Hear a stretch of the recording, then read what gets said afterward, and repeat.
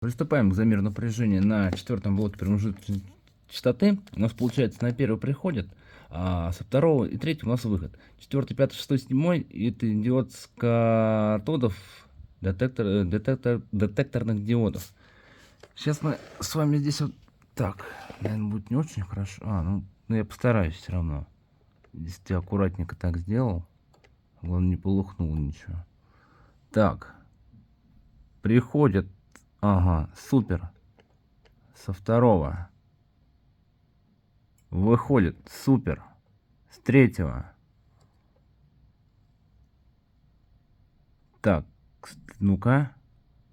Так, 0,47. Так, это что-то не то.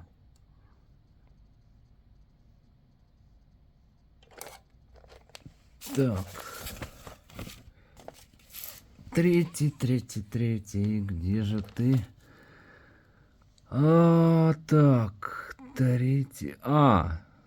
Ну так если у нас, допустим, здесь нету, да, и здесь ничего выходить не будет. Так-то со второго все выходит. Так, осталось еще замерить анодное на диодах. И после его появления тогда можно будет сказать, что этот блок полностью исправлен. А вот и дальше надо искать проблему вот здесь. По-любому.